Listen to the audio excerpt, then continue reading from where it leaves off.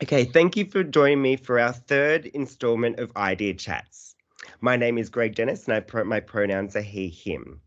I would first like to acknowledge the traditional custodians of the land I am on today, the Wiradjuri and the Boonwurrung people of the Kulin Nations.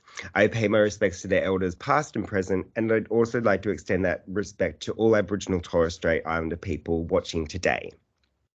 So today with me, I have Sharath. Thank you for joining me.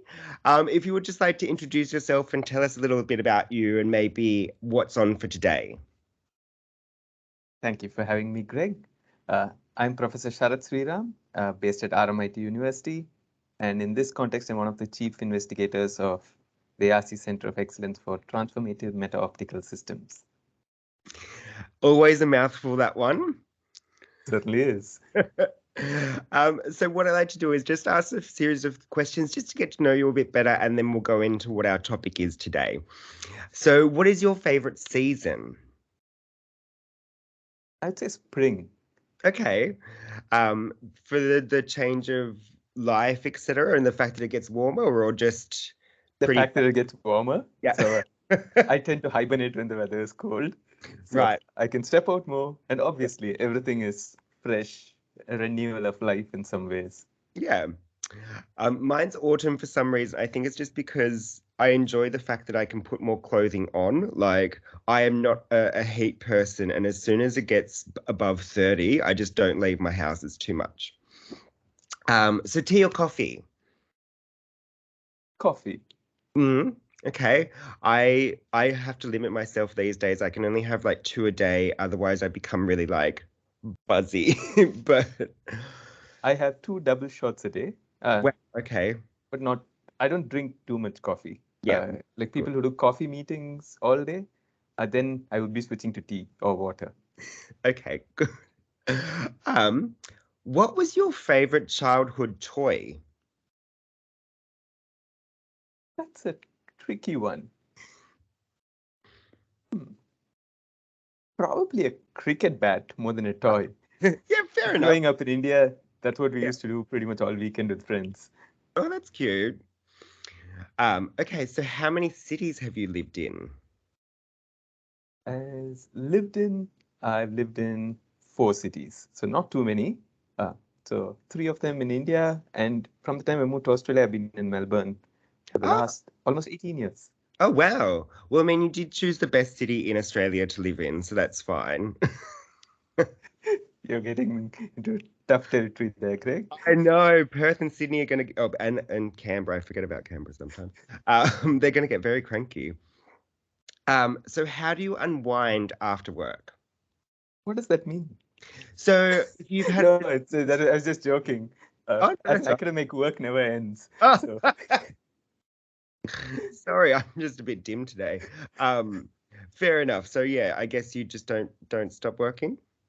I guess it's one of the fortunate things, especially when you're talking in a diversity context. Academic life has its flexibility in terms of how you structure your day, but flexibility is a double-edged sword because that means your work creeps into all parts of your day. Yeah, it's sort of like I obviously work quite flexibly as well. And it's sort of one of those things of like, oh, I'll just do a little bit, and then it's like 3 hours later, and you're like, why am I doing work at midnight? Like I should be asleep. Okay, so now to the hard-hitting questions. So the 15th of May is International Day of Families. And at TMOS, obviously families are quite an important thing for us. And obviously, as you just said, like the beauty of academia is it can be more flexible, which means it can help people with families, etc. And as I said to you before, a lot of the time when people discuss families in relation to the workplace, it's always asking women, how do they juggle having children and a full-time job? And I think that nowadays we need to move beyond that and start discussing what our male counterparts have, like what their definition of families is, what their involvement is, but also what can corporations do to support people with families. So with this in mind, first question, what does family mean to you? I guess it goes back to why someone has a career. It is obviously a passion, but it's also to live, to support your family, to create the next generation, which keeps the world ticking. So to me, family, I'd say, is what keeps you grounded, gives you a sense of purpose. Yep. So you want to make the world a better place for your children or your nieces and nephews, etc.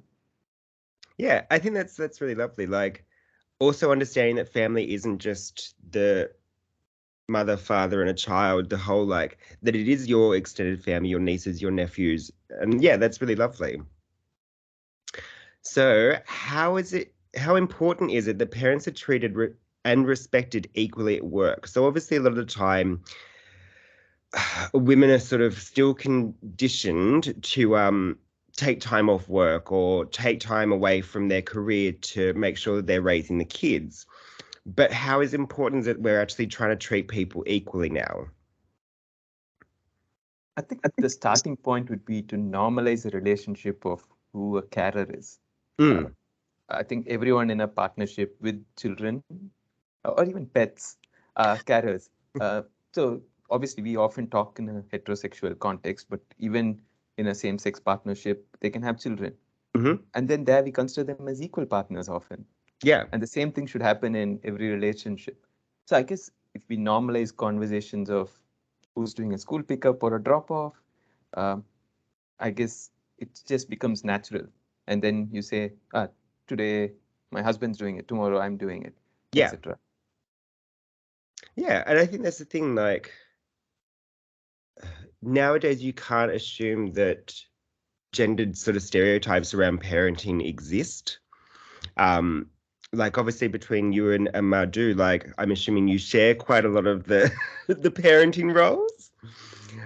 Which would be quite interesting because obviously you're at the same level of things, and so therefore it's sort of like how do you describe like or how do you discuss like who takes time out of work at one point and who takes time out of work at the other point or I think often in our case, our calendars decided what meetings are there, and so who can actually do the school pickup drop off. Obviously, we try and have some stability in it, but I think it's also the example you set in your group. Say our team, we do strive to keep it gender balanced, but obviously it always still slightly more male when we are in engineering. Yep.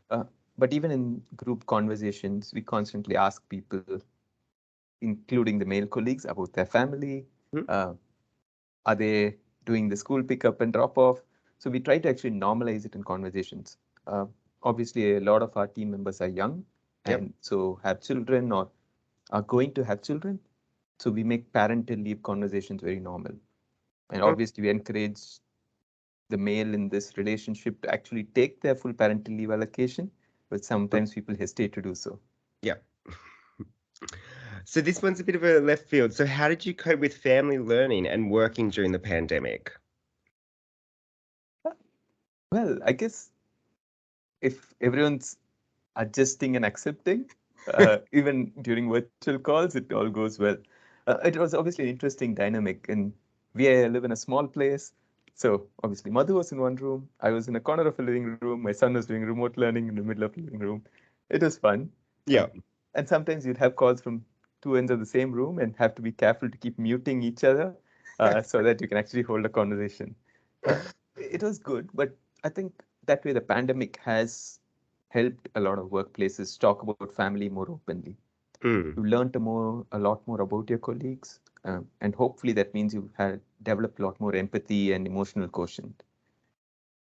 Yeah, I found it quite interesting. Like, I don't have children myself, but the amount of meetings that people would just be like, sorry, I'm just going to mute because my child's having a tantrum. I'd be like, okay, you do that then, that's fine. I think it is also one of those things of the pandemic has also allowed more flexibility for the fact that we now understand that we can work from home, we can communicate with each other quite simply via Zoom or Teams, etc. And so having that ability to be more flexible means that people can spend time with their family, especially in those young formative years of like from 1 to 5.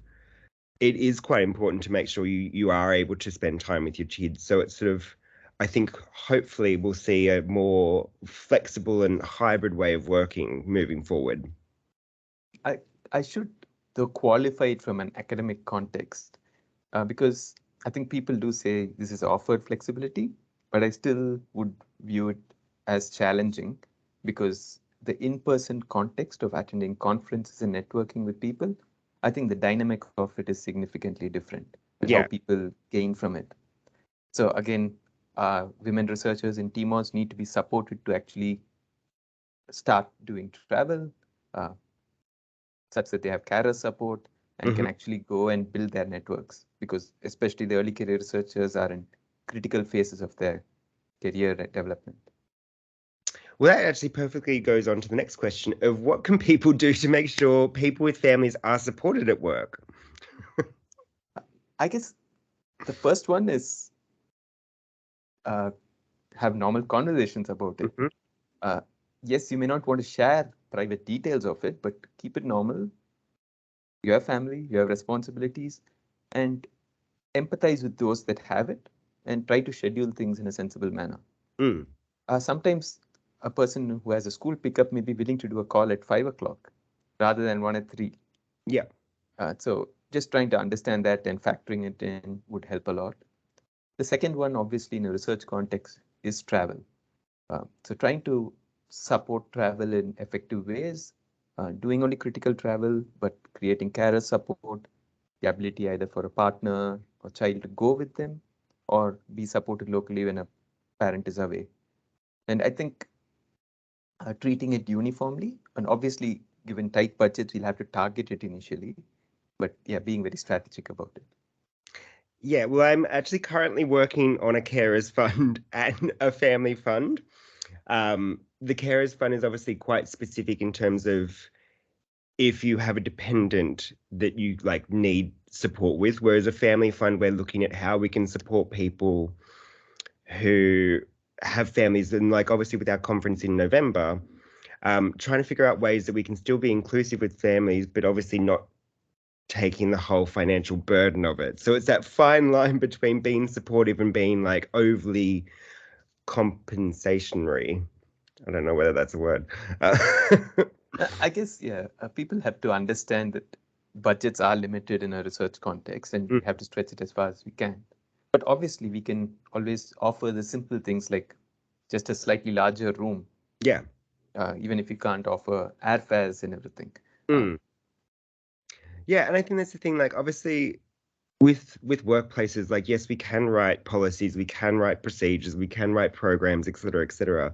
But I think it all just comes down to being aware that not everybody's family is the same, that people's family commitments are vastly different. Like my partner and I, obviously we don't have any children, but every now and then, like I will need to come home and sort of help her with something. So it's also those type of things of just because someone's not a carer or has a dependent doesn't mean that then sometimes family does need to take precedence over work.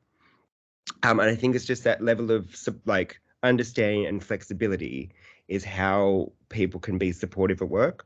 I think we do need to be careful in this context about always also viewing only family as child caring responsibilities. People may be caring for older parents or even children with disabilities who need support all through life. So it's, yeah, not always just a child care support in some ways. Well, I think that's the thing. Like, even like I remember sometimes I've had to leave work to go like take my partner to the hospital or something.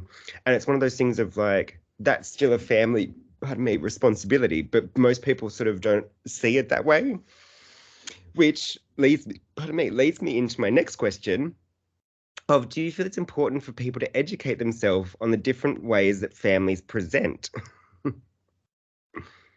I think it comes naturally with exposure. And so just going into conversations with an open mind. And there's a lot of cultural nuance to it too. And in TMOS, we're such a diverse population of people, and each of us have our own lived experiences. But constantly being open to different cultures, different family situations, different ways of thinking, I think just helps us grow as people. Yeah. Yeah, I think it's actually quite an important thing to note of like cultural differences around families where like a lot of Asian families will like look after their parents as they're older, whereas in sort of a more westernized thought process, we're just like, okay, bye, look after yourself now, thanks. And so even then it's sort of people's varying responsibilities will change possibly as they get older, whereas more westernized things would be the opposite way. Like as your kids grow up, you don't have as much responsibility. So it's making sure that it's not just having the one preconceived notion, I guess. And I think living through the pandemic in a place like Australia was challenging for most migrants. Yeah. Because most policies didn't even address the fact that people live here as nuclear families isolated from their interconnected family. Yeah. And people talking about, I can't visit my mom 5 kilometers away when it was just waiting for a month, when people couldn't see families for 2 years. Yeah, and it's so difficult. And I think the compassion around it was quite tricky sometimes. And yeah, I hope moving forward that we are actually a bit more compassionate towards each other. I think, again, it just comes down to a lack of exposure. Yeah. I'm saying people who have colleagues who are international families wouldn't say such things. Yeah. Because they would realize what's going on. Yes, and we did have it quite well here, thankfully. All right, perfect. Well, thank you for your time today. It was lovely chatting. And thank you all for joining us. Join in next month when we discuss another topic. Thank you all. Thank you. Bye.